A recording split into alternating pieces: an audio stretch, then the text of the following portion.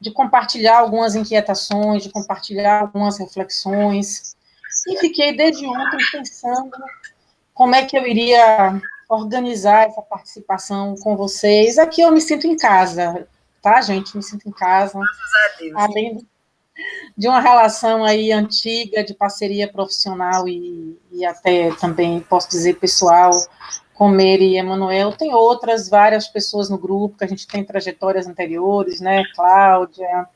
Estou vendo aqui, que foi minha aluna especial. Então, tem o orientador de Emanuel, que eu participei da banca. Então, assim, eu estou me sentindo em casa e a proposta de hoje é justamente a gente conversar mesmo e até ouvi-los também, saber de vocês o que é que também vocês estão pensando. E foi interessante porque ontem eu recebi de uma colega minha, que Emanuel e Meire vão lembrar dela, Cláudia Roso Sandoval, uma colombiana, fez doutorado com a gente. Ela está de volta na Colômbia. Como a gente construiu uma amizade muito próxima, a gente sempre está se falando.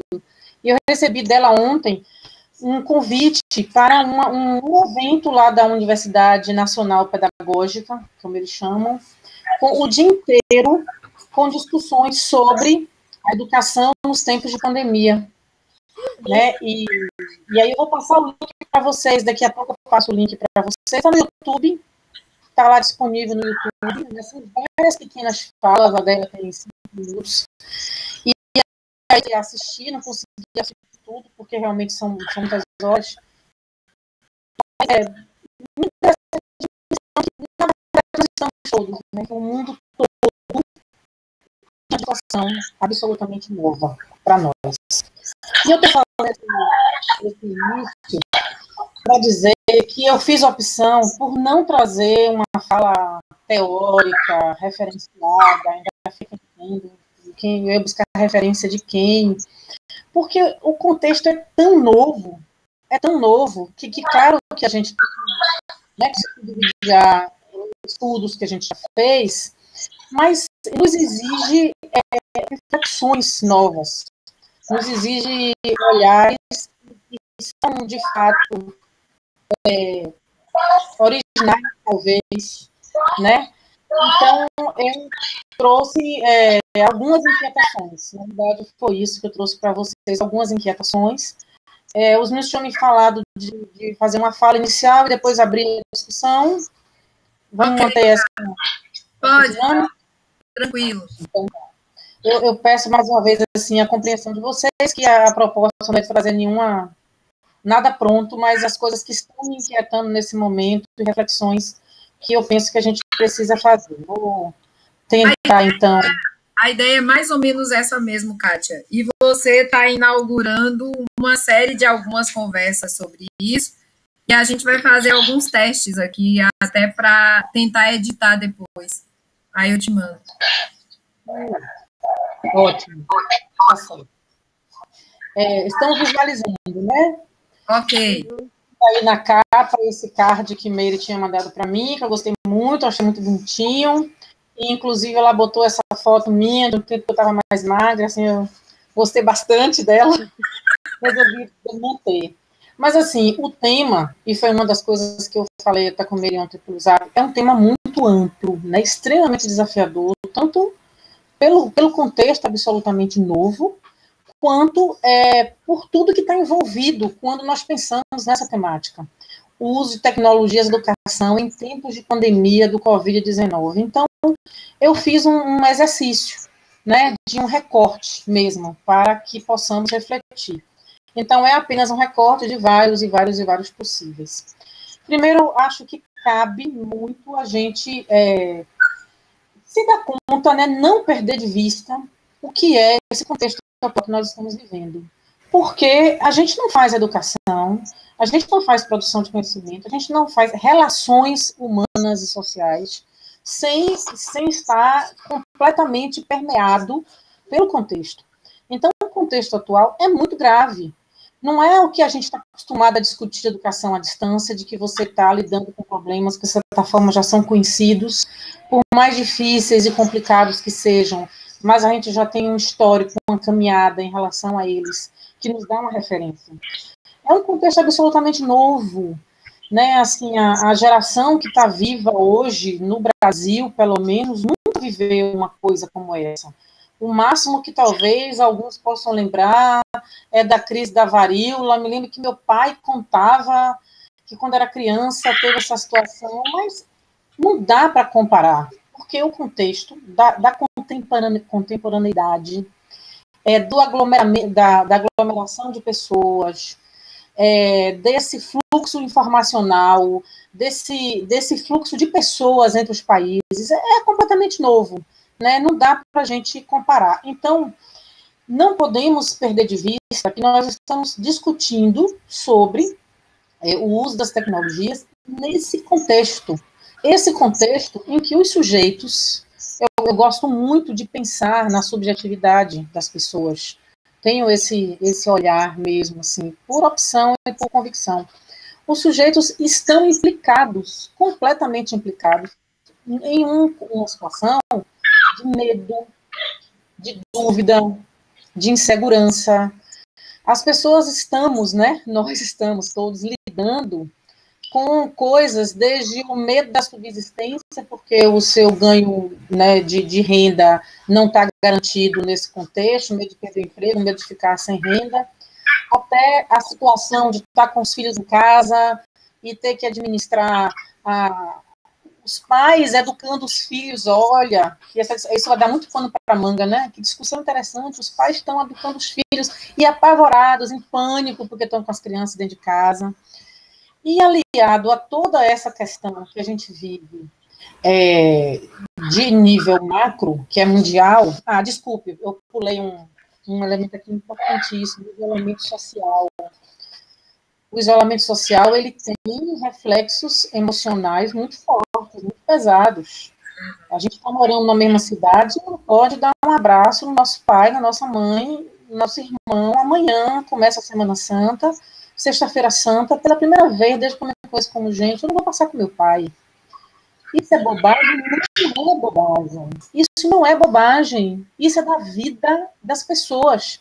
Isso está transpassando a maneira como nós estamos conseguindo nos relacionar com o contexto.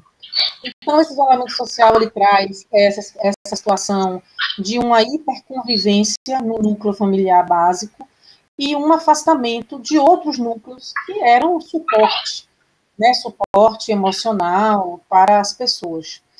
Felizmente, nesse contexto, as tecnologias têm sido utilizadas, né, de maneira ampla, aliviando um pouco essa questão do isolamento, mas não é a mesma coisa, com certeza.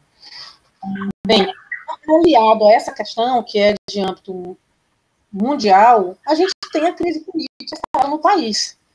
Então, a gente vive um contexto que você não sabe até quando o presidente vai ser esse, um ministro sem nenhuma credibilidade, sem nenhuma confiabilidade, que pode estar aqui hoje, pode não estar amanhã, e a gente nem sabe se é para ele estar ou não deve estar. Então, assim, há também o Brasil, além da questão da pandemia que outros países estão vivendo, vivemos também a questão da falta de uma unificação de orientação, de uma credibilidade que nos faça acreditar, não, tem uma orientação, é assim que nós vamos caminhar. E, na verdade, ninguém está muito sabendo como vai fazer. Nem MEC, nem governos de estado, nem prefeituras, está todo mundo muito perdido, muito inseguro. Quem primeiro começou a agir foi a iniciativa privada, né, a educação privada, na segunda semana de isolamento.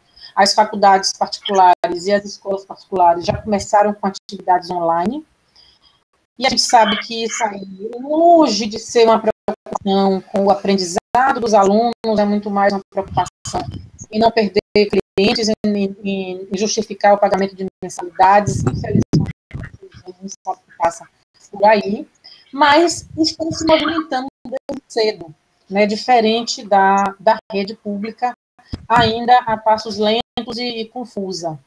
Bem, esse novo, esse desconhecido e desconhecido mesmo, Inclusive, a gente não sabe nem até quando vai ser. A gente não sabe até quando nós estaremos isolados. A gente não sabe quando nós voltarmos, de que forma se dará esse retorno. A gente não sabe se o nosso isolamento será mais agravado, né, mais radicalizado ou não. E eu não estou querendo deixar ninguém apavorado, não, viu? Me desculpem, é porque a gente precisa contextualizar. Você não pode pensar a educação sem pensar no contexto. Então, esse desconhecido, ele nos traz demandas e emergências que são também absolutamente novas. Para a sociedade, não vou desmembrar aqui, para a família, de falar da situação, né, de convivência, de afastamento de outros núcleos familiares, e o foco, né, o recorte que a gente está, que eu vou trazer para cá, que eu acho que é o que interessa mesmo nesse espaço, já depois de ter feito essa contextualização, que são essas demandas e emergências que nos chegam, escolas, educadores, universidades e pesquisadores. Ah, Kátia, por que você separou na escola educador, na universidade pesquisador? Eu não estou querendo separar. Nós também somos educadores, claro, nas universidades, o educador da escola também é um pesquisador. É apenas no sentido de que, na cultura instituída, nos sistemas de ensino no Brasil, você tem na universidade uma cultura de pesquisa maior e uma responsabilidade de pesquisa maior. Então, nós temos, nesse contexto, a necessidade de comunicação sem presencialidade física, o surgimento da discussão sobre as tecnologias. Então, se a gente não pode se reunir, vamos usar tecnologias. E aí, as pessoas estão usando tecnologias em todas as situações, todas. A gente pode aqui listar uma série de situações, né, desde encontros de família. Nós temos feito nossa família, né, meu pai no interior, meu irmão em São Paulo, eu e minha irmã aqui em Salvador, sem nos encontrarmos há quase 20 dias. A gente faz webconferência, todo domingo, reúne todo mundo. As religiões as mais diversas estão usando. O mercado, não preciso nem dizer, né, o mercado corporativo foi o que primeiro utilizou. Então, nós temos um contexto anterior à pandemia, que é interessante que a gente traga aqui essa reflexão. Esse grupo que já trabalha com isso, conhece bem, eu não vou me delongar nele, mas apenas para lembrar. O que eu estou falando de contexto anterior à pandemia? São todas as discussões que a gente, como pesquisador dessa linha, vinha tendo sobre como é que estava se dando o uso das tecnologias na educação e na sociedade em geral. Então, você tem um desnível muito grande em relação às diferentes experiências que são desenvolvidas, ora por escolas, ou por universidades, ou por ONGs, ou por outras associações diversas, uma imersão dos sujeitos na cibercultura e na cultura tecnológica, podemos chamar assim também, mas, ao mesmo tempo, dessa imersão, um distanciamento do fazer escolar em relação a essa imersão. Então, um distanciamento como, né, aquela velha história que eu estudei quando fazia faculdade há 30 anos atrás. Na escola é uma coisa, na vida é outra. Então, a gente ainda tinha essa realidade das crianças e adolescentes viverem um universo tecnologizado e a escola ainda utilizando esses recursos, esse potencial de forma muito tímida, muito reduzida, muito cheia de possibilidade de críticas, né, que nós podemos fazer. Então, esse era o contexto anterior. Professores sem a formação adequada para utilizar, outros, claro, buscando por conta própria, e você tem uma diversidade e uma contradição imensa que nós podemos ficar muito tempo falando, mas vocês conhecem como era a sociedade antes da pandemia em relação ao uso das tecnologias. Vocês sabem, é o foco de estudo, vocês vêm estudando sobre isso. Então, nós temos agora um outro contexto com uma demanda emergencial. Olha, tem que usar a tecnologia para conectar o povo. Tem que usar a tecnologia para conectar o povo, certo? Aí eu vou tirar aqui um pouquinho para conseguir olhar um pouquinho para vocês, porque me dá agonia de não estar olhando para vocês. E aí, esse choque do que era antes e o que hoje as políticas públicas estão querendo fazer a todo custo. Eu tive um exemplo ontem, e aí eu falo novamente de Emanuel e Meire, porque a nossa trajetória nos permite saber o quanto nós sofremos quando os NTS da Bahia foram extintos. Os NTS, os Núcleos de Tecnologia Educacional, uma das poucas políticas que a gente tinha para essa questão da cultura tecnológica, da formação do docente para trabalhar com as tecnologias, projetos belíssimos, pessoal super capacitado, uma equipe maravilhosa. E aí, o NTE foi desmontado, desmonta o NTE.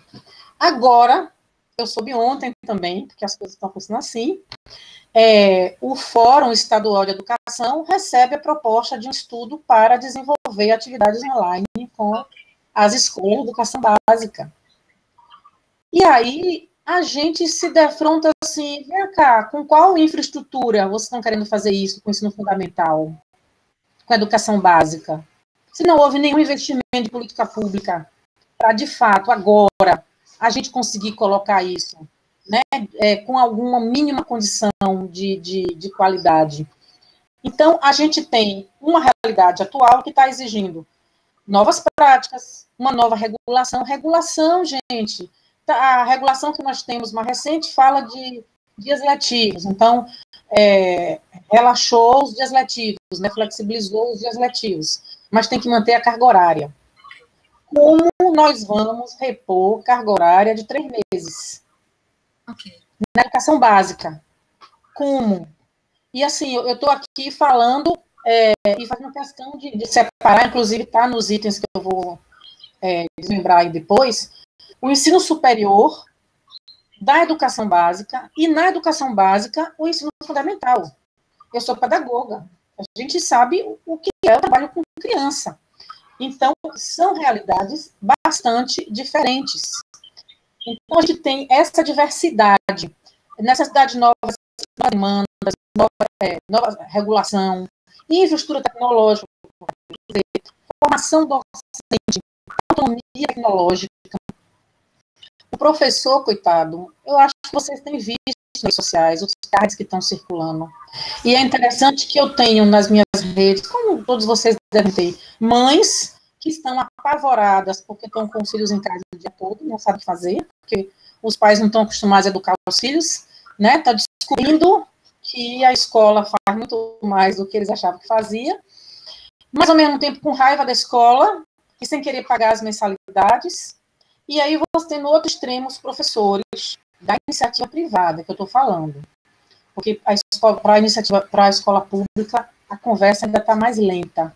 Mas da iniciativa privada, o professor está tendo que, naturalmente, como a gente diz, se virar e aprender a utilizar as tecnologias. Aí vem todo tipo de confusão conceitual. Desde as discussões de, o curso mais presencial é AD agora. Se o curso é AD, não tem que ser mais barato, tem que diminuir a mensalidade.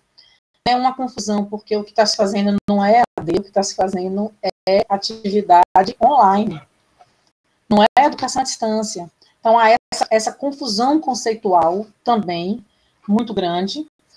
E dentro dessa situação, eu estou aqui quando eu volto para pescar, porque a situação é tão complexa que chega a dar angústia a gente pensar. Então, nesse contexto, nós temos realidades bastante diversas do que seria instituição privada e o serviço público.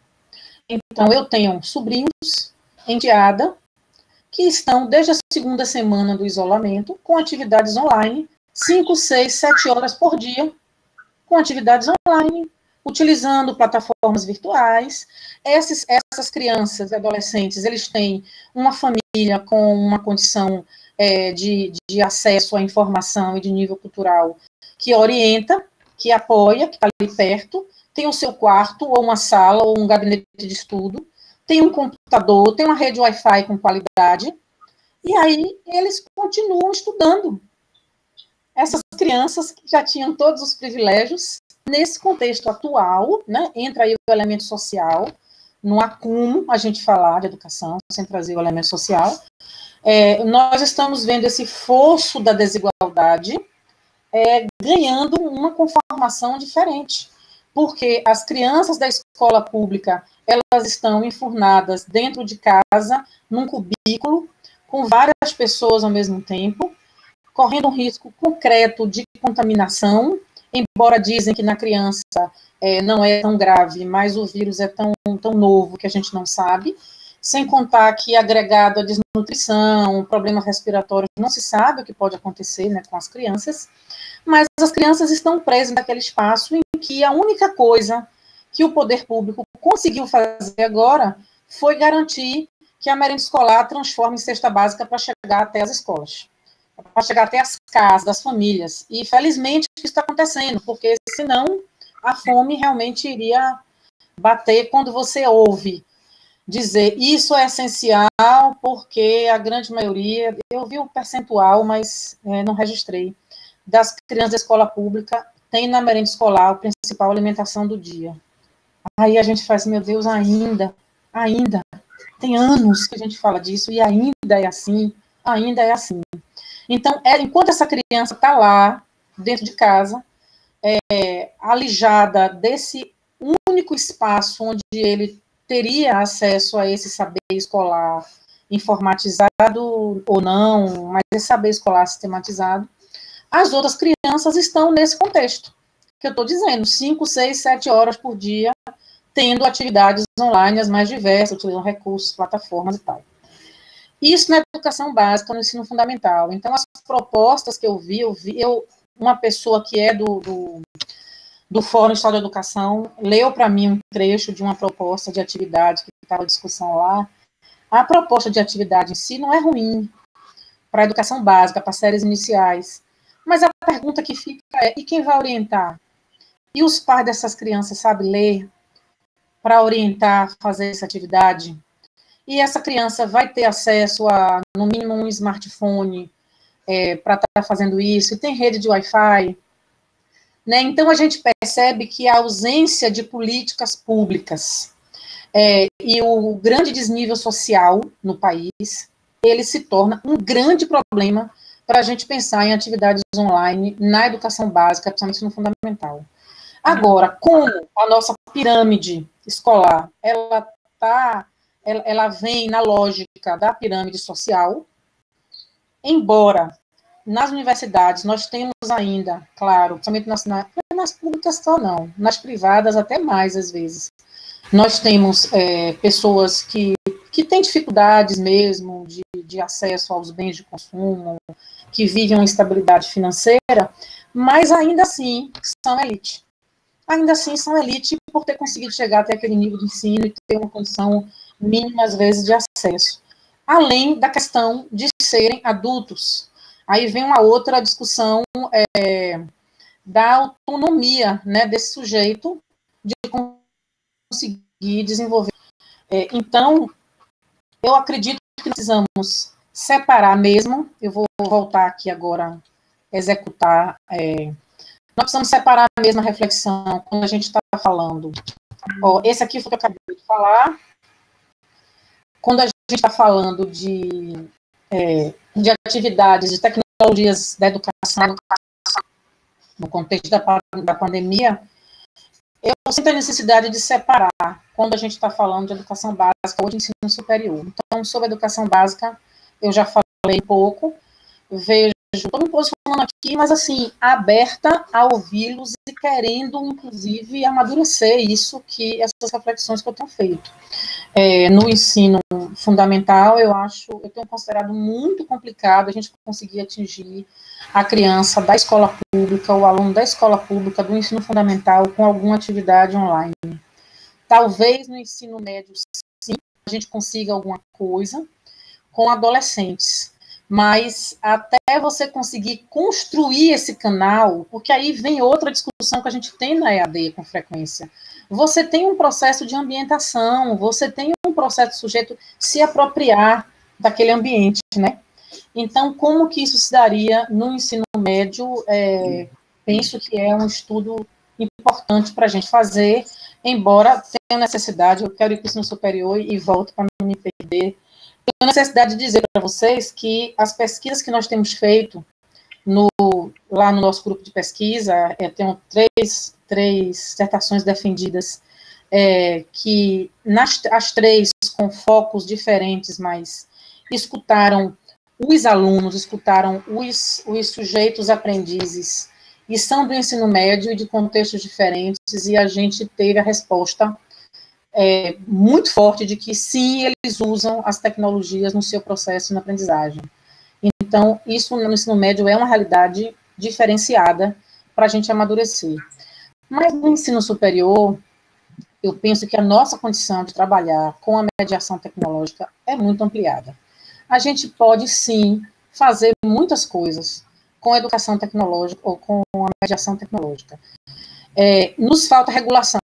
Essa é uma discussão que nós tivemos já em reuniões de colegiado, né, do GESTEC, que nos falta a regulamentação. É preciso que os conselhos superiores da universidade regulamentem, porque, por exemplo, a gente vai desenvolver aulas e depois essas aulas serão validadas, serão consolidadas, mas o tempo de funcionamento do sistema público e da universidade, principalmente, com a sua estrutura de democrática, de fóruns, é um tempo que muitas vezes ele é lento, né? A gente sabe disso, embora eu não abra mão da ampla discussão e da decisão democrática. Acho que, às vezes, a lentidão é um preço mesmo que a gente tem que pagar por ele. Mas nós, professores, estamos nessa angústia hoje. É um processo que tem sido discutido em todos os fóruns, eu vejo essa discussão em todos os fóruns. Tem aqueles que simplesmente dizem não acredito em AD, não quero trabalhar com mediação tecnológica, estou fora, não faço isso. E aí vem desde as crenças anteriores, a dificuldade de lidar com o novo, até um pouco também de comodismo, né? Eu não quero ser corporativista de defender os meus colegas a qualquer preço. Às vezes os colegas também se acomodam, porque é mais cômodo, ora, eu vou movimentar para me mexer, para fazer isso aqui, para quê? Mas na iniciativa privada, se ele não fizer emprego, então ele está se mexendo e está fazendo, né? Não sei porque ele não está fazendo. Só que a gente tem aqui, por um lado, a dificuldade do professor, por outro lado, a ausência de um posicionamento mesmo da instituição, de dizer para fazer e não para fazer. Mas eu vejo no ensino superior a possibilidade, sim, de fazermos muitas coisas, na pós-graduação, principalmente. Se nós não podemos ter aulas regulares, diárias, no horário normal, que penso que poderíamos, sim, ter, mas vamos dizer que isso não seja viável, não seja possível, ter outras atividades extensionistas, atividades de construção do conhecimento, de partilha, as diversas, e, inclusive, experimentando a cultura tecnológica, experimentando a construção dessas novas formas, né, de se relacionar. Eu vou passar agora para a última slide para fechar minha fala e a gente abrir a discussão, que eu quero muito ouvir vocês. Então, a gente fica pensando agora, né, nós estamos na discussão de como viver esses 2, 3 meses, 4 meses, que nós não sabemos como será, e ao mesmo tempo vislumbrando lá na frente, como será esse mundo pós-pandemia, ainda nessa temática que me foi proposta, né? Será que essas novas práticas que nós estamos vivenciando, a experimentação da tecnologia como formato de mediação, vai trazer novas formas de relação do homem com a tecnologia? As regulamentações construídas agora, será que depois que passar a pandemia e o isolamento, elas não serão revistas de maneira muito mais flexível e híbrida do que o que nós tínhamos até agora? Assim como novas formas de organização do trabalho, e não dá para a gente negar que reside aí um dos grandes focos de resistência daqueles que não querem aderir à mediação tecnológica, né? Que é o receio de que a mediação tecnológica reduz o suporte do trabalho e o professor perca sua importância, perca seu emprego, etc, etc. Essas coisas que não adianta você lutar contra, igual o taxista lutando contra o Uber, me desculpa a comparação, mas no sentido de que a sociedade muda, as formas de organização da sociedade mudam, as formas de construção do conhecimento mudam, e aí não dá para você querer ficar segurando espaços como eles eram anteriormente. Bem, pessoal, não trouxe respostas, me desculpe se frustrei vocês, se a intenção era de respostas, eu trouxe mesmo as angústias e as reflexões, tentando sistematizar, para não dizer que eu não me posicionei. Eu entendo que, sistematizando, assim, fechando, é um momento essencialmente novo e desconhecido, que nos impõe formas também inovadoras de pensar sobre esse contexto. Depois, a gente sente que estamos pagando o preço da ausência das políticas públicas para a inserção tecnológica, para a formação docente, para a inserção no sentido mais amplo, né? Como também estamos pagando o preço da grande desigualdade social no nosso país, e essa conta está sendo cobrada agora, e de que nós temos uma diferença ao tratar o ensino fundamental, o ensino médio e o ensino superior. Para mim, são 3 contextos diferentes para a gente pensar possibilidades de mediação tecnológica, sendo que no ensino superior seria o lugar onde nós teríamos mais condição para isso. Bem, agora quero ouvi-los. Ai, amei, Kátia. Excelente proposições para a gente conversar um pouco. Eu tenho um monte de coisa aqui a encaminhar, mas acho que Emanuel já está rindo do lado de cá, que eu tenho um monte de coisa. Mas acho que o grupo tem muito o que falar para todos. Vamos, anunciem quem quer começar. Eu quero falar. Vai. Posso falar? Vai, pronto, né?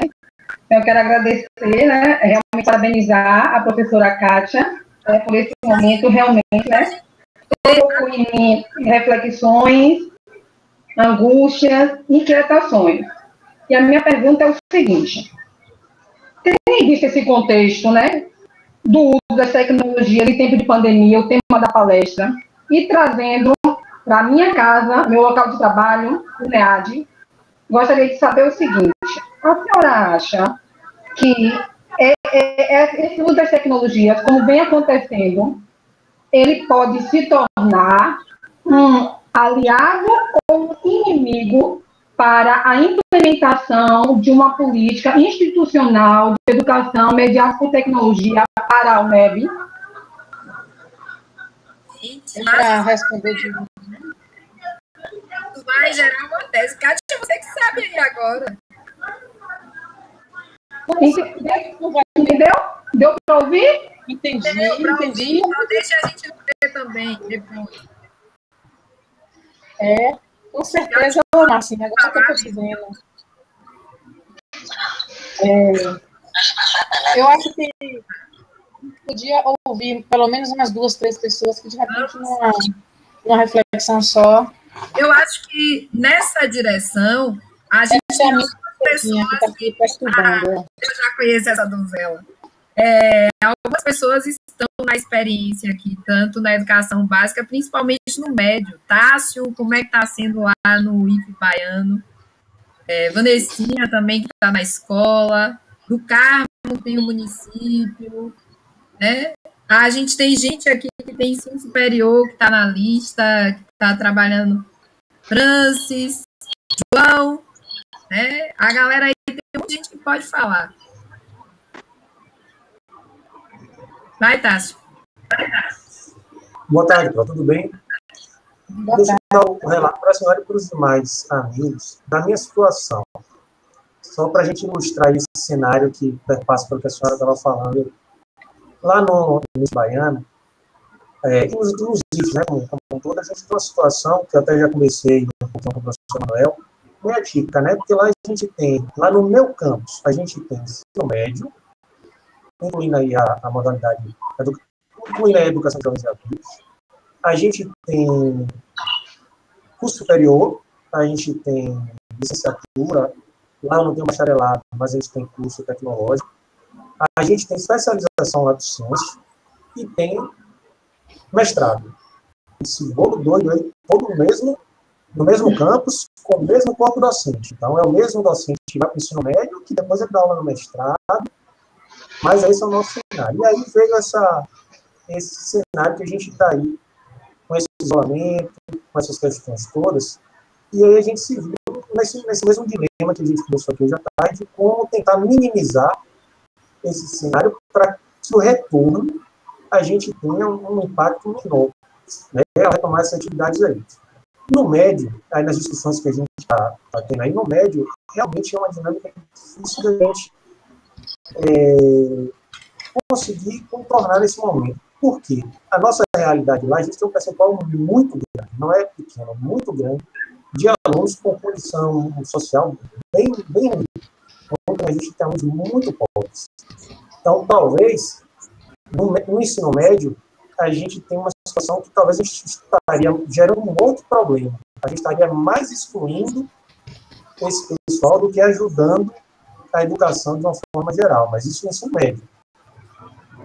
Na graduação, a gente tem um curso de análise e desenvolvimento de sistemas, que até serem suspensas oficialmente toda e qualquer medida à distância, a gente estava conseguindo tocar o curso numa boa distância. A gente só faltava uma semana para acabar o ano letivo de 2019. Então, quando foram suspensas as aulas, faltava uma semana só para a gente acabar o ano letivo. Então, a última aula que me faltava, eu ainda consegui ministrar no ambiente virtual, estávamos fazendo isso. Então, a gente conseguiria acabar esse ano letivo. A gente tem uma especialização, que no momento eu estou coordenando, que ela só tem aulas quinzenais, que é um outro cenário. A gente também poderia, ela não está, essa turma começou agora, em março, as aulas, está no início.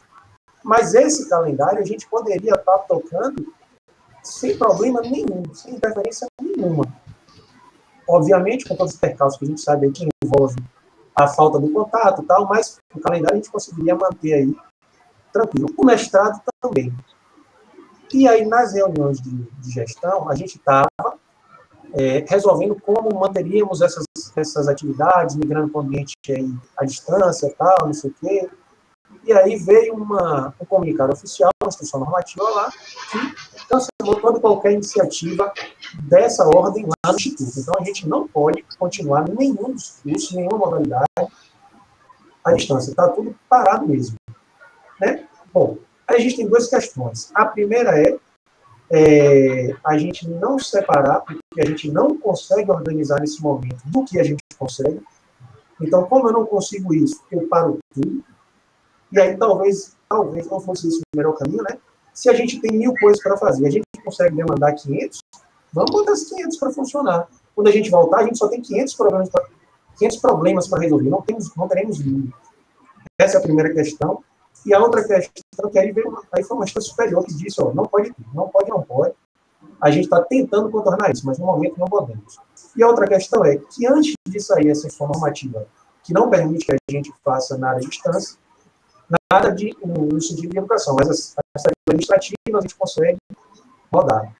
Antes disso, os colegiados estavam todos tentando se organizar. Por exemplo, da pós teve uma reunião de colegiado para a gente ver como é que a gente fazia e tal, mas independente de vir a ordem superior de cancelar as atividades, pelo menos de 3 colegiados que participam, a gente, os colegiados, já tinham optado por não fazer. A resistência é muito grande. É muito grande. E aí, em um percentual de colegas, eu percebo que realmente é a questão da falta de contato com a tecnologia, isso aí está claro, mas em outro percentual, não. E aí é que me assusta. Né? Por que a gente não quer focar nesse momento que é possível de ser contato? Mas aí foi só um relato da minha situação, o que a gente tem aí no momento para tentar dar conta. Eu acho que no que está aí estão 2 pontos importantes que trouxe, que a gente leva para a discussão e até para as próximas experiências.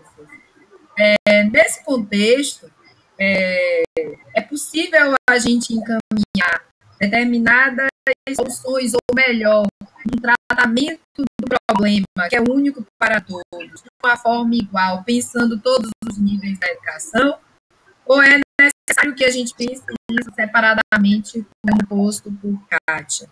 E a outra questão, será que um encaminhamento para soluções de problemas possíveis de serem resolvidos no decorrer, né, do desenvolvimento do processo educativo nessa situação de pandemia, eles não são encaminhados porque não têm condições de ser encaminhados ou porque nós não nos disponibilizamos a viver outras experiências e queremos remontar as nossas práticas de antes da pandemia, no decorrer da pandemia, e se isso vai continuar depois. Eu acho que aí tem algumas grandes coisas que a gente tem que pensar, mas vamos ouvir mais, ou se Kátia quiser falar.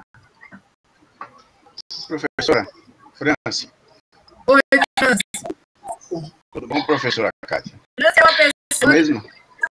de casa. O quê? Franci tem um estúdio em casa. Eu vou te Então, o mesmo que acontece com o Tássio, né, que é do IF baiano, né? Correto, Tássio? E acontece lá no IFBA, né? O mesmo que acontece com o nosso co-irmão, que é o IF baiano, acontece no IFBA. Proreitorias de pesquisa, pós-graduação e extensão, pós-graduação, extensão e ensino, as 3 pró-reitorias, elas anunciaram um ofício onde determinaram que algumas atividades seriam supostamente feitas de forma remota, tá?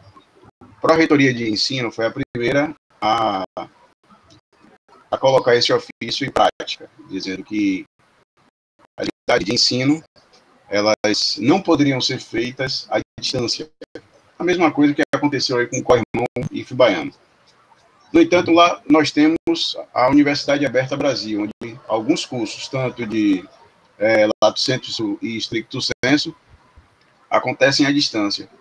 Então fica essa zona de limbo aí. Bom, como é que uma instituição que trabalha com a Universidade Aberta Brasil, com cursos de educação à distância, diz, num momento crítico como esse, que os docentes não poderão trabalhar com EAD, né? Oficialmente, contabilizando sua carga horária. Eu tenho uma série de atividades que tenho feito semanalmente com meus alunos. Claro, isso é interessante, porque eu trabalho numa área de produção de mídia, de jogos digitais, e muitos deles têm acesso. Isso facilita a comunicação, esse traquejo com a tecnologia entre o docente e eles como discentes. Mas eu fico pensando, esse contrassenso da instituição, dizer, olha, vocês não podem utilizar EAD para complementar sua carga horária. O que vai acontecer? O calendário foi parado, o calendário acadêmico foi parado de todos os campi do IFBA. Todos, absolutamente todos. Houve um espelhamento em relação ao Campo Salvador, em que foi dito que aqueles campos que tivessem no final do semestre, como o Campo Salvador, e que tivessem já cumprido 80% de sua carga horária, poderiam utilizar a EAD. Mas ainda assim, alguns cursos declinaram em relação a isso. Alguns coordenadores declinaram em relação a isso. Aí eu fico pensando, vamos ter uma crise enorme por conta do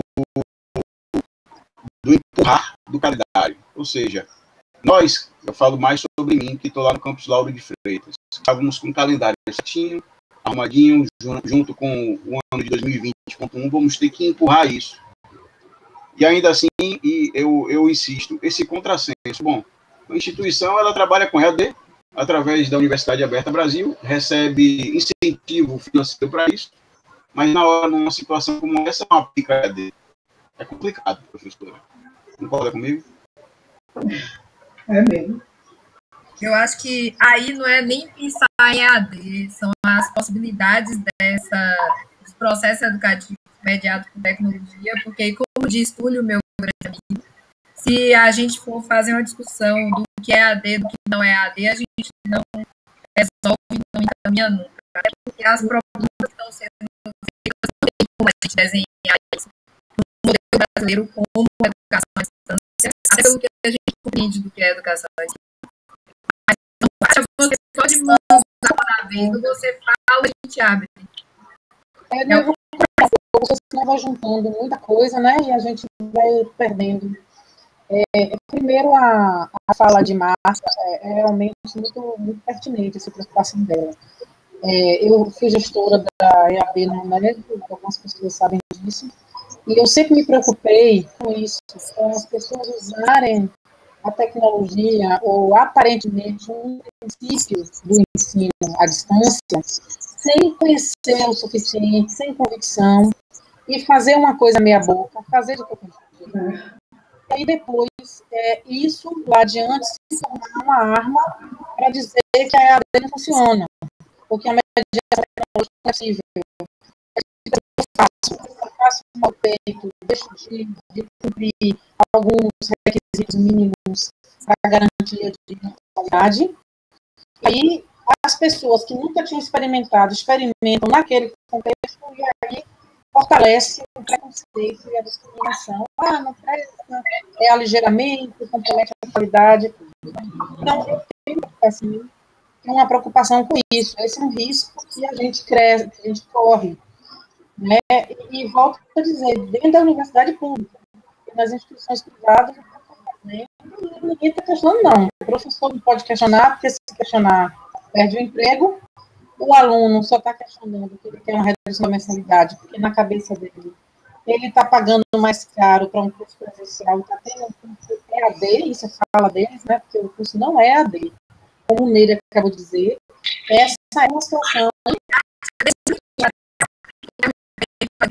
Quem está com o áudio aberto, fecha o áudio aí para as outras pessoas conseguirem ouvir Kátia bem. Eu vou falar, abre o áudio. Coisas de trabalhar com mediação tecnológica. Com certeza, porque a pessoa não está falando, mas a minha voz fica dando retorno no microfone de vocês. Sim, então, esses dilemas, porque veja como é a complexidade do que a gente está falando. A gente está falando no uso das tecnologias num conflito de epidemia. Então, é um contexto de 2, 3 meses, 4 meses, a gente não sabe, né, de quanto tempo será, em que você nem tem tempo de amadurecer como é que vai ser, mas já tem que estar fazendo. Eu penso igual a Tássio, quando ele diz que se a gente pode fazer alguma coisa, vamos fazer o que a gente pode fazer. Vamos realizar o que a gente pode realizar. Então, é muito melhor você ter alguma atividade atingindo uma parte desse sistema de ensino do que não ter. Eu também penso assim. Mas a preocupação e a forma como vai ser feita, vai ter qualidade, não vai ter qualidade, vai ajudar ou vai prejudicar, isso, Márcia, vai estar presente, sabe, tipo assim, é um efeito colateral, ou é um mal necessário. É claro que a gente tem que ter muitos cuidados, eu penso assim, tem que ter muitos cuidados, mas a gente não tem muito como ter segurança disso. Porque vamos pensar, nós que trabalhamos com EAD, o que é que a gente faz? A gente planeja uma ação intencional, formativa, com alguma antecedência e tendo uma ideia do contexto, como é que ele está configurado. O que está se propondo agora começa a fazer, vai fazendo e vai testando, e vai, se não der certo, faz diferente, se der certo. Então, as pessoas que vão vivenciar isso, ou elas podem aproveitar essa experiência para crescer, para dizer, olha, tem outra possibilidade, de repente, eu posso usar isso, até depois de acabar o isolamento social, eu posso usar isso no meu dia a dia e tal, e vai ter outra que vai dizer assim, não quero saber disso, está vendo que não funciona, eu sabia que não funcionava mesmo, para mim foi a prova de que não funciona. Então, são coisas meio fora do controle mesmo, né, da gente, porque você vai ter todo tipo de coisa acontecendo. A minha filha faz pós-especialização eu vou dizer o nome aqui, na Unifax, e é uma especialização que ela até gosta muito. O que é que eles fizeram? eles não têm EAD, eles têm as aulas online, né? O horário integral. Então, pense que o professor chega e fica na tela do computador dando aula, falando o tempo todo, 2 horas, 3 horas, 4 horas, falando. E aí minha filha sai do quarto, faz, gente, é cansativo demais isso, eu não estou aguentando isso não. Aí volta daqui a pouco assim, eu não dou para esse negócio de AD, não. Não é AD. Isso não é AD. Entende? Mas é um risco que a gente está vivendo. Eu acho que as pessoas estão mesmo muito inseguras. Gente, é muito assustador você não saber o que vai acontecer amanhã. É muito assustador. Mas penso que nós, principalmente, só para fechar a minha fala e tentando contemplar também o que os meninos falaram, as instituições públicas até aqui têm se posicionado formalmente, por escrito, através dos seus órgãos, colegiados e tal, de suspender as atividades. E isso é a realidade que a gente tem. Né? E isso é uma discussão, é uma briga, um tensionamento interno, e penso que nós, como pesquisadores da área, a gente deve sim tensionar, a gente deve sim dizer dessa possibilidade, a gente deve tentar fazer o que está ao nosso alcance, com os nossos orientantes, com nossos grupos de pesquisa, com as nossas disciplinas, porque nós temos essa responsabilidade, eu acho que essa responsabilidade é nossa, mas não acredito que as instituições vão caminhar no ritmo que a gente pensava, não, no ritmo que a gente desejava, não acredito, não.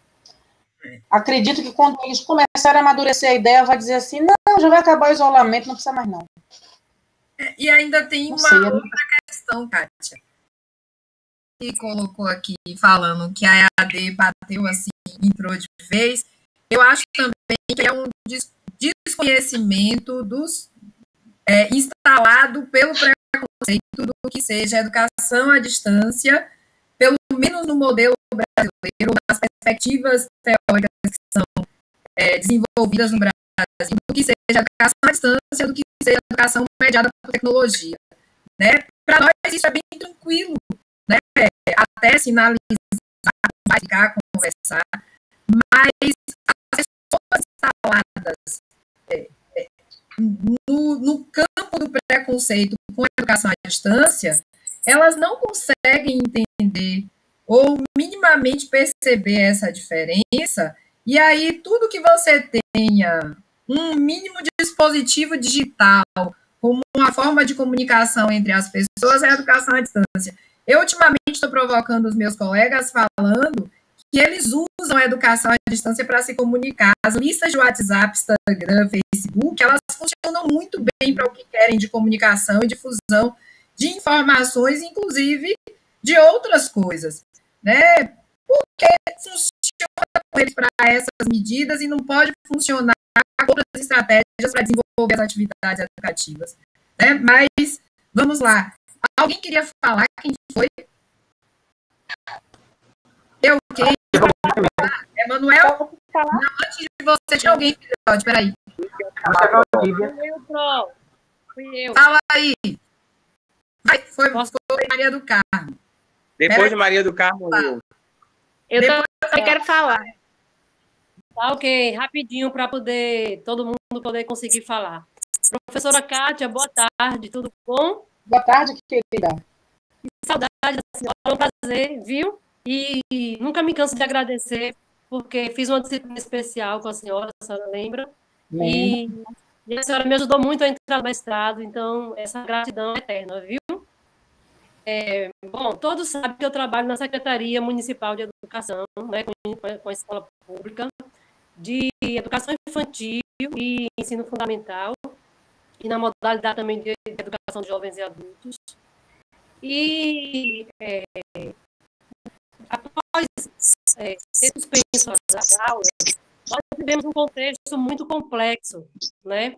Começaram a acontecer muitas demandas ao mesmo tempo, e o que fazer, a aula online, e assim, as atividades enviadas, professora, para o site da secretaria, professores, eles não são obrigados a mandar, ficou assim, aqueles que puderem, que se sentirem à vontade, que puderem contribuir, porque considera-se que não é que eles estão em quarentena, né? Então eles não colocaram como uma obrigação nesse primeiro momento, mas deixou à vontade para aqueles professores que queiram postar suas atividades. E aí começaram a postar as atividades e a nós da secretaria coube a gente analisar as que iam para o site, as que não iam, um trabalho assim hercúleo, posso lhe dizer.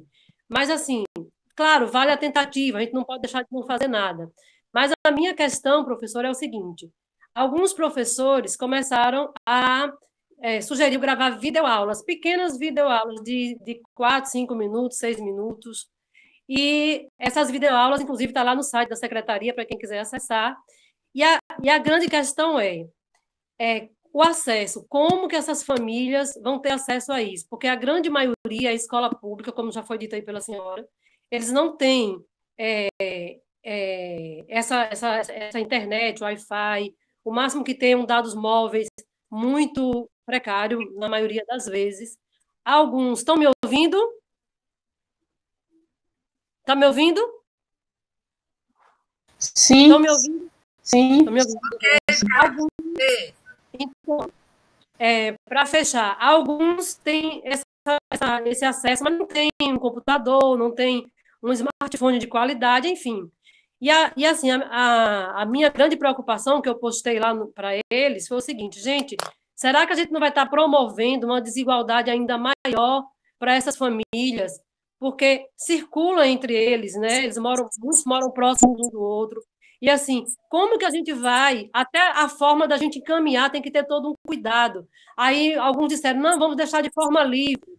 Mas tem aqueles que não conseguirem, né? Então, assim, está sendo um dilema muito grande. A gente está em stand-by, buscando alternativas de como a gente pode melhorar e fazer isso chegar às famílias. Mas, como a senhora já disse aí, e é real, não temos, essas famílias não têm estrutura, né?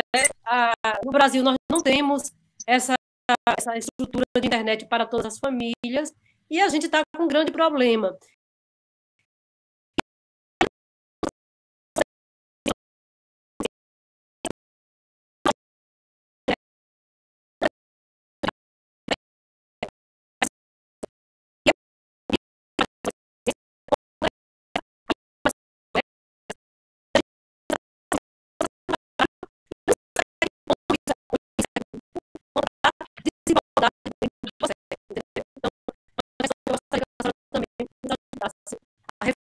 Sobre isso. Na ordem, agora, Emanuel.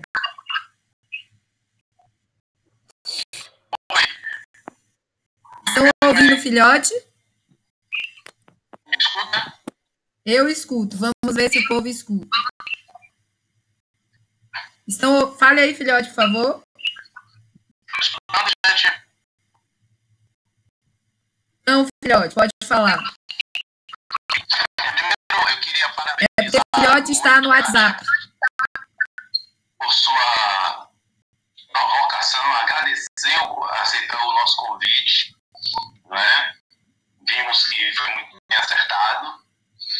Assim, acho que só trazer à baila o contexto já é uma coisa importante para situar a discussão, né? A gente precisa ter sempre em baila o contexto em que estamos falando. Agora eu queria aproveitar algumas questões que foram levantadas aí para fazer algumas provocações para ajudar a gente a pensar. Primeiro dizer que as situações, os pontos de inflexão na história da humanidade, e eu acredito que este é um ponto de inflexão na história da humanidade.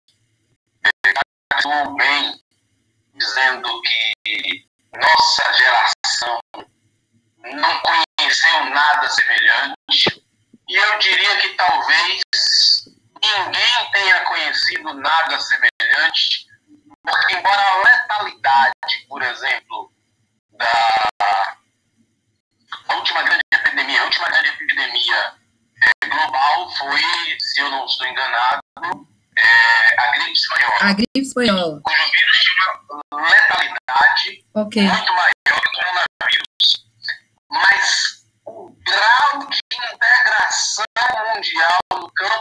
comunicação, o que nos dá essa sensação de pertencimento comum e de que as mortes na Itália nos atingem. Mas lá na Itália nos aterrorizam. O grau de pertencimento, de integração é único, o que dá a esta situação hoje uma cor muito singular. Eu acho que estamos num ponto de inflexão na história da humanidade. E não voltaremos a ser como éramos.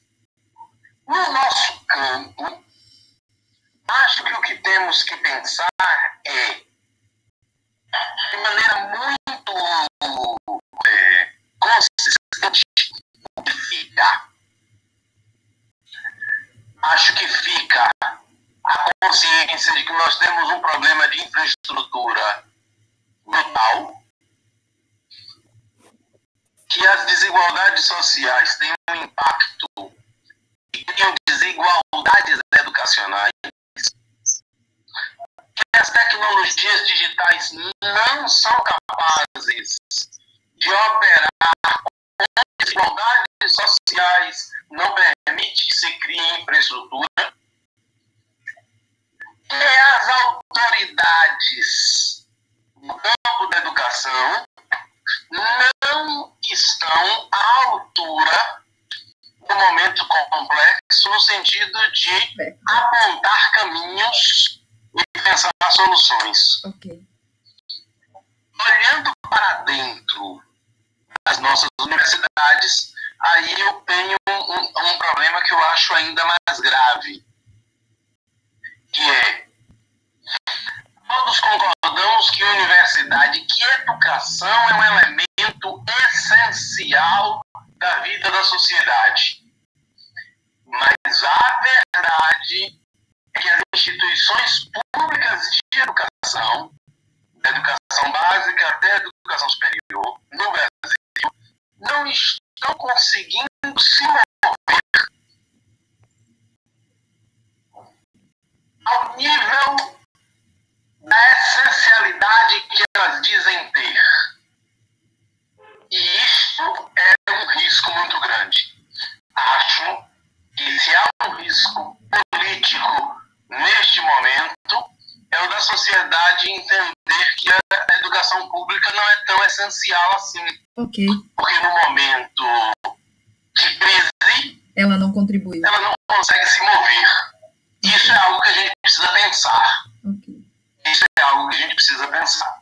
Mas fica aqui apenas com algumas provocações para ajudar a pensar, porque da conexão. Não sei se você já falou. Eu não consegui ouvir. Pede para ele repetir a última coisa que ele falou. Repete o fizinho aí, filhote, por favor, que Kátia não conseguiu ouvir. Dizendo que, como as instituições públicas de educação básica, ensino médio, universidade, o campo público da educação não consegue se mover, há um gravíssimo risco político de a sociedade não mais reconhecer a educação pública como algo essencial, já que no momento de crise ela não consegue dar respostas. Isto é algo, é um risco político muito grande, que a paralisia no setor público está nos fazendo correr, penso eu. Acho que trouxe outras grandes questões a pensar. A próxima, Aninha, depois de Aninha, a gente abre de novo e segue a sequência. Encerrar as inscrições. Deixa eu só pensar aqui quantas pessoas tem para falar. Aninha, Alex, Vanessa e Franci. A gente para nessa ordem que está. E obedece isso aí. Depois de Aninha, eu abro para ver se Kátia quer inferir ou a gente segue. Bom, boa tarde a todo mundo. A questão que eu colocar rapidamente, a minha realidade é ensino superior, instituição privada, e a gente teve que se adequar a esse momento, quer dizer, na verdade, ninguém está se adequando efetivamente. Então, foi proposto nós utilizássemos alguns recursos para poder ajudar os alunos nesse sentido. Mas o que está acontecendo? Eu acho que tem o microfone ligado, está voltando, eu não sei. Vamos lá. Alguns professores estão reproduzindo o que faz no presencial. Enviando os alunos de PDF, ou então manda um monte de links de YouTube para o pessoal estudar. Outros estão resistindo. Alguns já buscam outras ferramentas, o Jitsi Meet, eu uso o Google Classroom, uso o Socrative, eu faço videoaula de slide, tento criar alguns recursos, porque senão os alunos acreditam que vai ficar cansativo se ficar só colocando PDF. Mas alguns professores resistem muito a isso, esse momento. Primeiro que a gente pensa assim, nós não estávamos preparados para esse contexto, todo mundo fala sobre isso, mas a resistência maior que a gente percebe é que eles não aceitam utilizar, não seria, é um ensino mediado com tecnologia, não seria EAD. Não é EAD que nós estamos fazendo, né? A gente está mediando alguns processos utilizando as tecnologias. Aí algum professor colocou, eu não darei nenhuma aula virtual, não me submeta a isso de jeito nenhum. Quem manda nas minhas aulas sou eu. Então, são as coisas que a gente tem recebido nas discussões de grupo, professores resistindo, dificultando todo o processo. A gente sabe, nós não sabemos quando vai retornar, e fica, daquela que a professora Kátia colocou, dos alunos querendo responsabilidade de verdade, por mais que os ligados criem estratégias diferenciadas, aula online, como será que no contexto, as mudanças, quando a professora Kátia também falou, serão mais flexíveis e híbridas, o que a gente pensa, pelo menos que a gente está na proposta do hibridismo mesmo, mas será que quais são o que a gente pode aprender com esse contexto para que ressignifique a nossa prática quando a gente retornar a essa realidade presencial novamente, que inquieta já há muitos estragos de uma forma geral?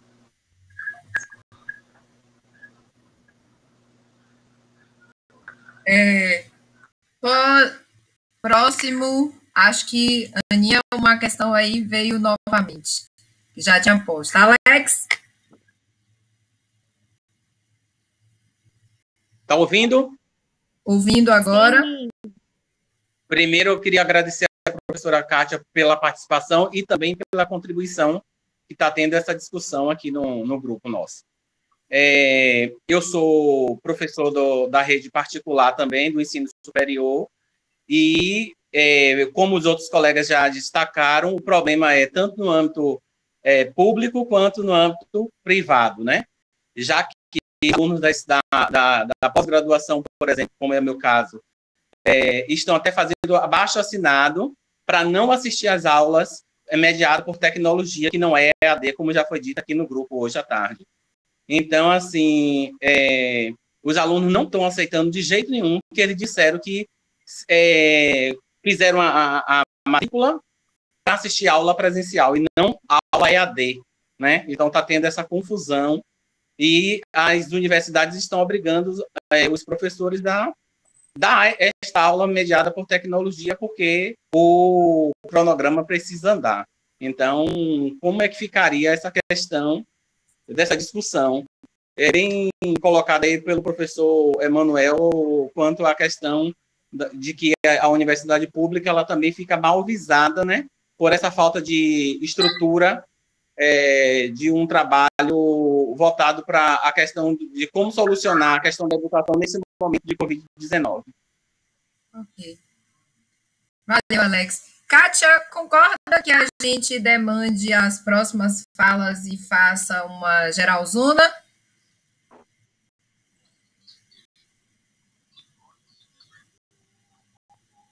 Kátia? Eu acho que a professora caiu. Deixa eu me chamar. Mas eu acho que a gente pode encaminhar a partir do que tem aí. Vanessinha? Gente, eu estou aqui sem saber o que dizer, né? Vocês que fazem parte da instituições de nível superior, pública e privada, estão com esses problemas. Imagine eu da rede estadual de educação básica, né? Estou atada, sem fazer nada. Porque Quando aconteceu tudo isso, né, estávamos cumprindo o calendário direitinho, um trabalho já em curso, e a rede de educação não tem nenhum projeto, nada ligado à educação à distância, a não ser o MTEC, né?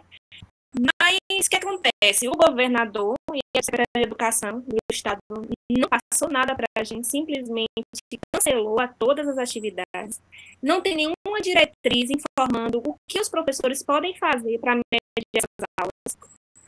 Somente disponibilizam um link com acesso para o ensino médio de algumas atividades que eles podem fazer, mas nada assim para entrega, para avaliar, com participação dos professores, nada, tudo bem estático.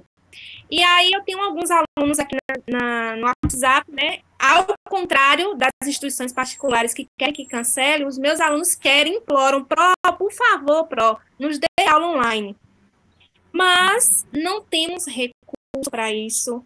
A maioria dos meus alunos não tem acesso à internet, não tem nem o que comer, vão para a escola por conta da merenda. Então, é uma realidade bem crítica que eu fico. Como que eu posso pegar aquele aluno que tem contato comigo no WhatsApp e passar uma atividade, fazer uma aula, e aquele outro aluno que não pode, ele vai ficar fora do processo? Então, assim, como eu disse até aí na mensagem, essa é a realidade que, ao meu ver, na educação básica pública não vai acontecer. E até agora, o momento, não tem nenhum respaldo, não falaram nada, e eu fico naquela, né? Os alunos estão pedindo, implorando por aula online.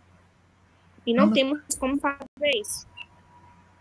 De novo, eu acho que Kátia foi o ser mais feliz do mundo com como ela encaminhou as questões. A gente não tem como ver essas realidades nesse contexto da mesma forma. Querendo ou não, temos que pensar diferentemente, né? Como bem colocou Tássio. Agora, Franci, depois Cláudia, e a gente vê como encaminha. Finaliza. Tá, professora Kátia voltou.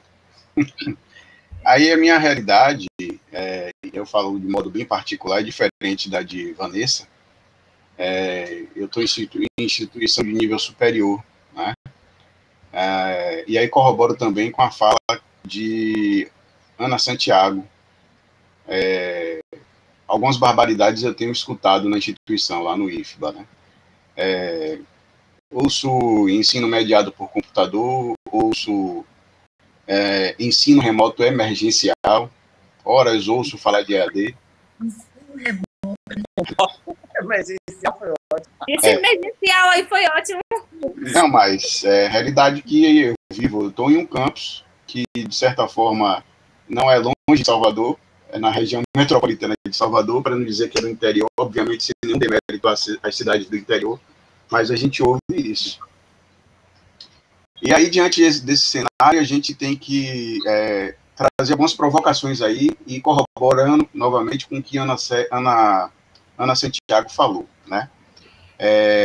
E as dificuldades da gente, de docentes. Obviamente que eu não me incluo, de certa forma, nesse cenário de dificuldade, mas a maioria, talvez 60% dos meus alunos se incluam nessa dificuldade, porque a gente sabe que o Instituto Federal da Bahia, ele também tem alunos de baixa renda.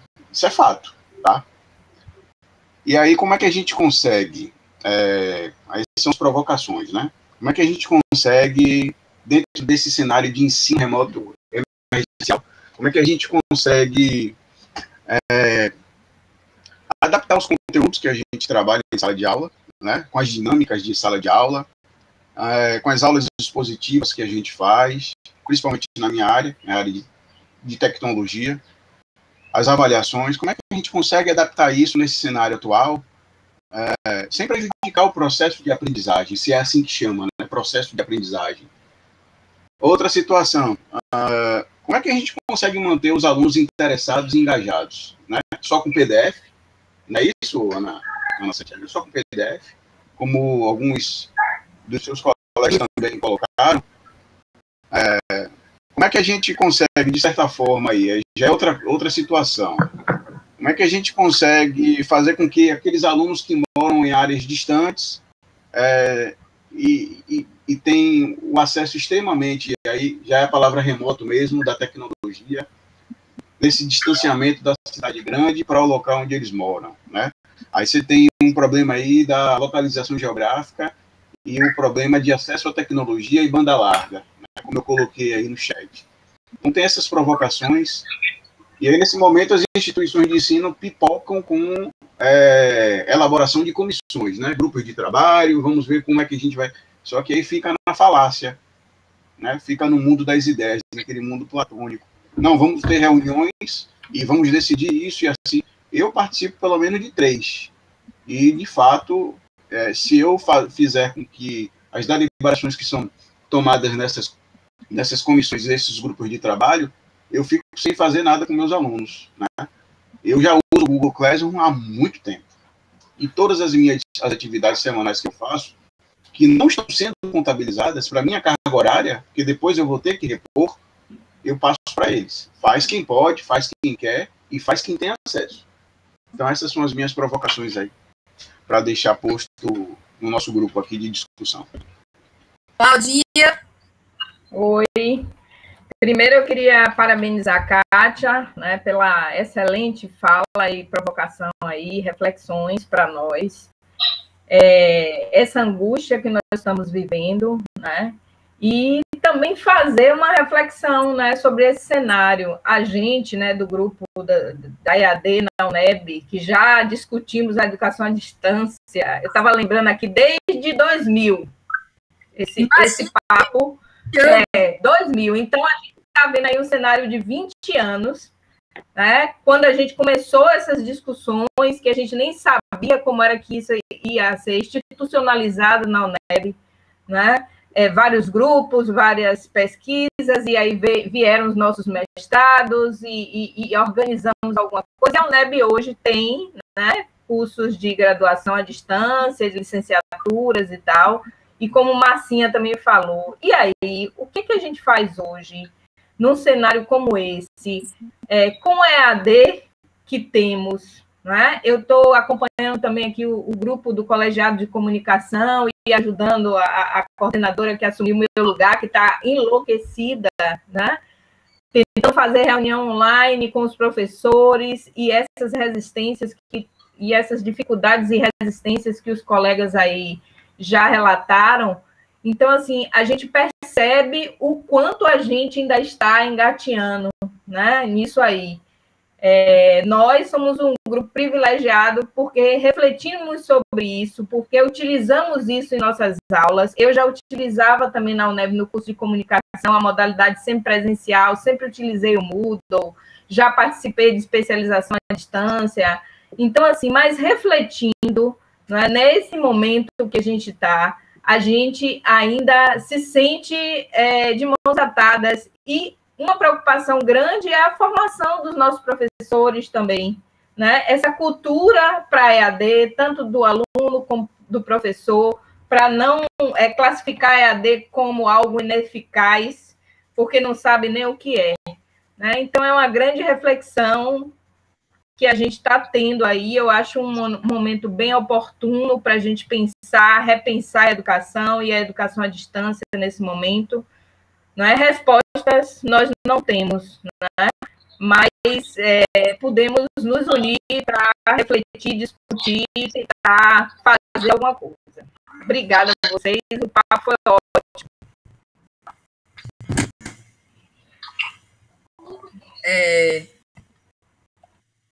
Acredito eu que todas as questões postas, Kátia foi assim, a grande responsável por incitar tudo isso. Mas alguns pontos aqui ficam, não para agora, mas para a gente pensar mais para frente. Vou tentar aqui, botei a Emanuela aqui para ir referindo na medida do possível e deixar para a Kátia entrar aí para fechar, encaminhar algumas questões que vocês colocaram. a partir do que vocês colocaram, algumas questões para que pensemos com muita clareza, né, neste momento. Um ponto que Emanuel trouxe, e que eu acho que é o que eu e ele vemos pensando esse tempo todo, e o professor Antônio Novoa, eu até passei o link do vídeo que o professor Antônio Dias postou no grupo de professores para todos, trouxe uma reflexão boa, e ele teve uma conversa pelo Facebook com a galera de Belo Horizonte também, eu encaminhei. Apesar de eu não ser muito fã de algumas questões que o professor Novoa colocou em relação à profissionalidade, né, e ao papel do docente, mas eu não posso desconsiderar as questões muito pertinentes e perfeitas que ele colocou, principalmente para o nosso contexto de Brasil. E detalhe, Vanessinha, ele se referiu, numa conversa nacional, ao Instituto Anísio Teixeira, né? Ao Instituto Anísio Teixeira, que eu conheci, que Kátia conheceu, que Emanuel conheceu, que Cláudia conheceu, mas que muita gente não conhece hoje, porque antigamente, se Kátia falou aí dos NTS, a gente tinha aonde pedir socorro, né? Mas voltemos. Uma questão que ficou clara é diferenciar a educação à distância de educação mediada por tecnologia. Outra questão do que Kátia chama bastante atenção, a gente pensar no contexto. E o contexto requer de todos nós pensarmos essa diferenciação também em relação à estrutura, né, ao contexto social, e que a gente pense em relação à estrutura tecnológica dos nossos estudantes e também dos nossos professores. A outra grande questão é a gente pensar formação dos professores em relação a isso. Paralelo a isso, é pensar também se para implementar soluções, o que ao invés de faltar formação de professor, falta disposição do professor de implementar um processo de mudança e de urgência, né? E nesse, como diz Boaventura de Souza Santos, a urgência nos encaminha ao erro, e a gente aceitar o erro como uma condição de aprender, né? Será que estamos preparados para isso? A outra questão também é que a gente tenha condição de encaminhar proposições a partir do que Tássio colocou, de perceber dentro do contexto como um todo, que subcontextos nós temos de realidade instaladas nas nossas instituições e que de que modo a gente pode encaminhar o movimento educativo a não nos paralisarmos. O que está acontecendo hoje é que, em nome da falta de condição, da falta de estrutura, da falta de acesso, nós estamos ficando paralisados. E uma questão que a universidade quer responder para a sociedade como um todo é que, hoje, ela teria que ter respostas para essas questões. Então, como foi nos flexibilizado, de certo modo, algumas questões na legislação, acredito eu que também temos que pensar num contexto educativo onde a gente possa utilizar os diferentes, né, as diferentes possibilidades tecnológicas que temos. Eu me recordo que lá nos idos de 2003, 2004, se não me engano, eu tinha um grande referencial de educação à distância, que era o Instituto Universal Brasileiro. E ele utilizava cartas. Eu tenho pessoas que consertam, principalmente meus equipamentos antigos aqui de casa até hoje, que foram formados pelo Instituto Universal Brasileiro. Qual é o grande problema que temos hoje? Nós temos memória curta e acredito eu que nós não conseguimos pensar outra forma de educação mediada por tecnologia que não sejam somente as tecnologias digitais. E eu acho que esse é o momento que a gente tem que passar este limite. Emanuel? É preciso ter criatividade.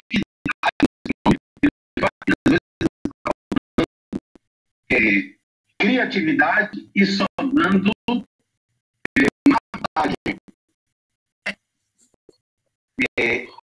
Portugal. Só o que, professora? Do modelo. Repete aí, filhote, o final. está faltando criatividade, sobrando novidade. Ok, vai, segue. Portugal encomendou uma proposta de educação à distância, mediação tecnológica, educação básica no momento da crise.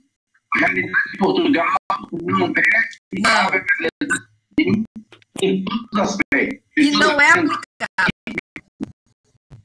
Trazendo aqui apenas a guisa de reflexão, de movimento. Num segundo momento, eles identificaram que o meio digital não era viável por causa do acesso. Se voltaram agora para trabalhar pela TV. Quer dizer, é algo que se fazia nos anos 80. Mas que parece ser uma tecnologia agora possível de se trabalhar com educação de massa. O que eu estou chamando a reflexão é: precisamos pensar alternativas. Não basta dizermos não dá para fazer isso. Precisamos alternativa do que é que dá para fazer. Agora, é claro, existem níveis de responsabilidade. E na educação superior, a autonomia docente que eu tenho com a minha disciplina me dá também um nível de responsabilidade muito diferente do professor da educação básica, que tem um nível de autonomia muito diferente. Eu posso continuar minha disciplina na pós-graduação e o colega não continuar, porque as disciplinas na pós-graduação, elas são autônomas. Na educação básica, é um conjunto integrado. Não dá para o professor de português trabalhar e o professor de história não trabalhar. Porque a escola precisa se mover como uma instituição. Então, claro que eu não estou aqui colocando a responsabilidade no ombro do professor. Mas nós fazemos parte de uma engrenagem que precisa se mover. E esta engrenagem da qual fazemos parte hoje está paralisada. E isto é problemático. Kátia, olha o que você provocou. Volte aí, por favor. Na verdade, estão na minha cabeça e está sendo ótimo conversar com você. A gente vai conversando e vai amadurecendo. O que eu fiquei pensando agora, sobre alternativas, é que no ensino médio, a gente na Bahia, a experiência do MTEC, que é uma experiência interessante com o uso, né, do IPTV. Agora, a questão é que os polos de recepção também exigem a reunião de pessoas, né?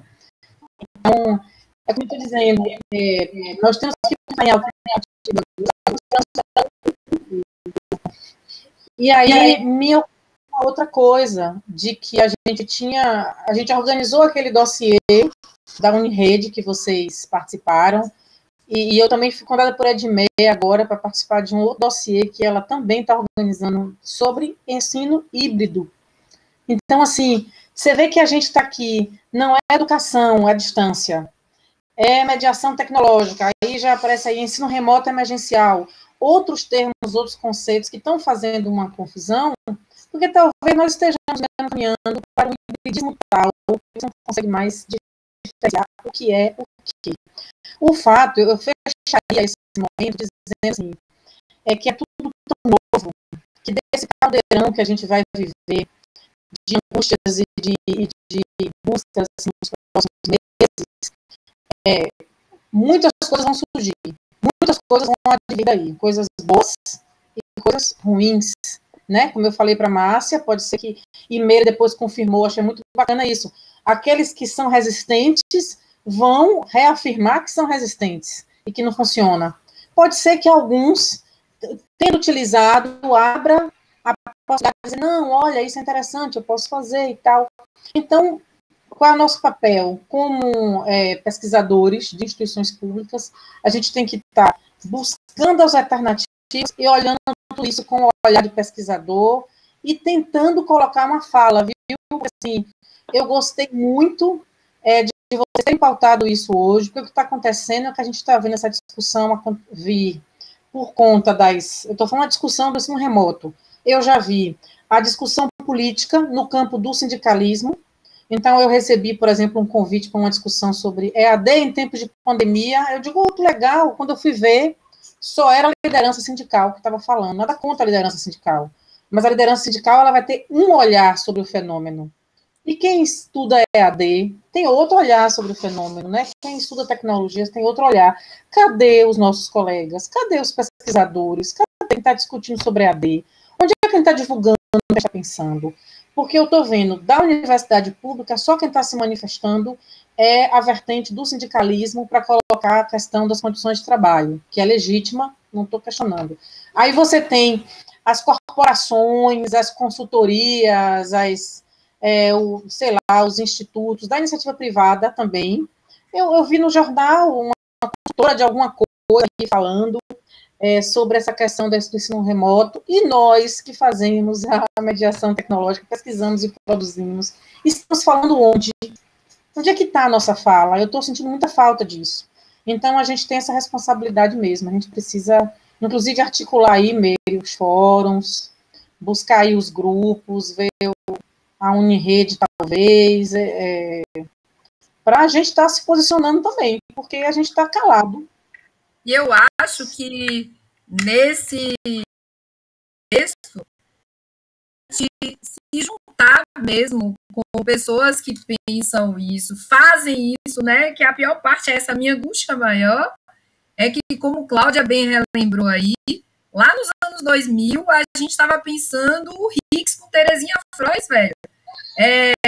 Essa discussão de tecnologia, educação, formação, deu um fruto de um doutorado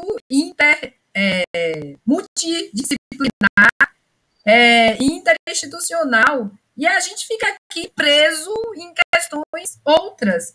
Eu acho que agora os fóruns institucionais, para isso, a gente devia sair desse lugar de falar muito e apresentar algumas proposições reais e efetivas que a gente sabe que dá. E não é pensar a lógica da educação formal como ela está posta, porque a gente não vai conseguir garantir a carga horária com menos dias letivos, com tecnologia ou sem tecnologia. Não vai dar.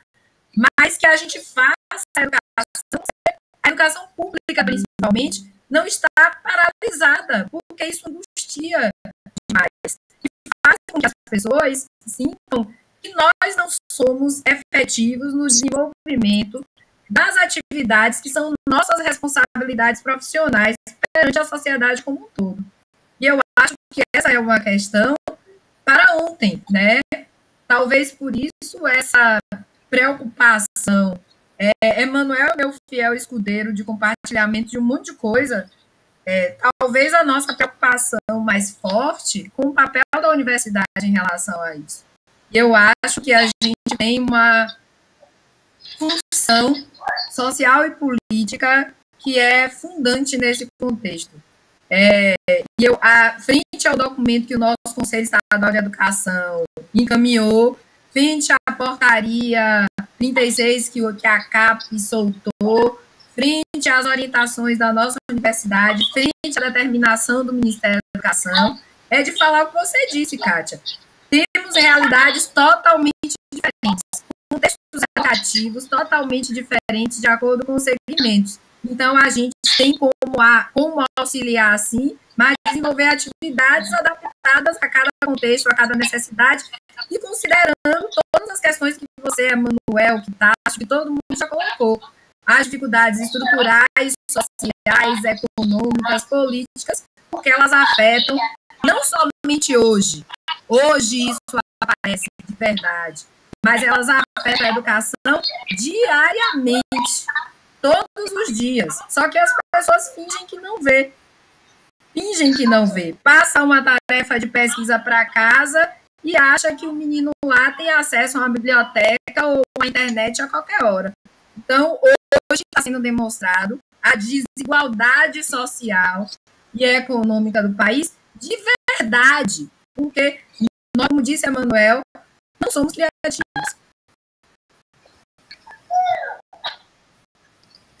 Ok, Meire, demais, eu quero só agradecer a oportunidade, a construção, viu? Dizer que estou às ordens e vamos aí juntar esforços para fazer nossa parte, né?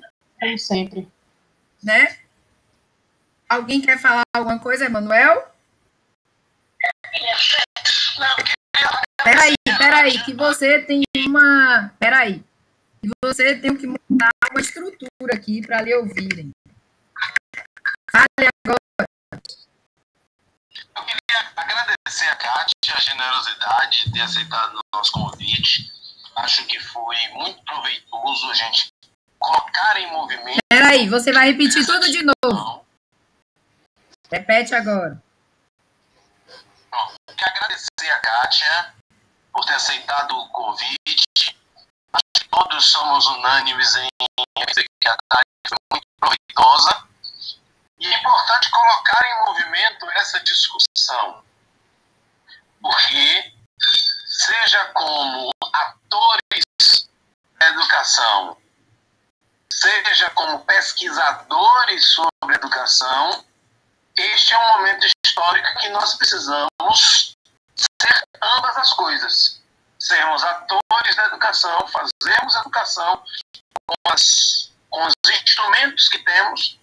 E aqui no grupo, a gente está tentando fazer isso, a gente faz uma reunião como essa, fazer educação com os instrumentos que temos, mas também precisamos colocar isso no arco das nossas preocupações, porque, digo, o jogo está sendo jogado e o mundo não voltará a ser o que era. Portanto, o nosso campo de pesquisa também não voltará a ser o que era depois desse momento histórico que estamos vivendo. Isso é fato. Eu queria... Nós fomos até pertinho das 5 sem nem sofrer. Que bom. Agradecer a Kátia também.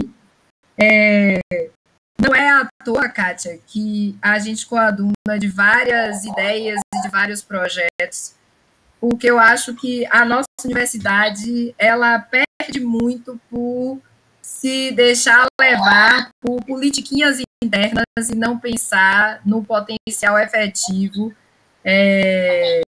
que seus professores disponibilizam para esta e qualquer outra situação. Né?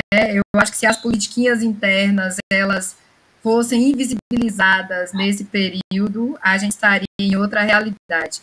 Acredito que, nessa mesma medida, a situação das nossas outras instituições públicas parceiras, o governo do Estado, né, que tem uma parceria muito grande com todos, mas eu vou repetir, as politiquinhas, elas deixam as coisas grandes, né, ficarem invisibilizadas frente às questões bem menores. Agradecer a Kátia, agradecer a todos que estiveram, agradecer ao meu grupo lindo, maravilhoso, a Tássio, Tássio, já vá pensando aí, você, Lígia, outra ferramenta para a gente experimentar, e pedir a Kátia a autorização, a gente vai tentar fazer uma edição de sua fala aqui, a gente manda para você ver antes, para a gente disponibilizar algumas dessas reflexões para quem quiser acessar, tá? Obrigada. Kátia está livre para sair, quem quiser ficar aí e conversar um pouquinho, vou deixar a sala aberta. Tchau. Até mais.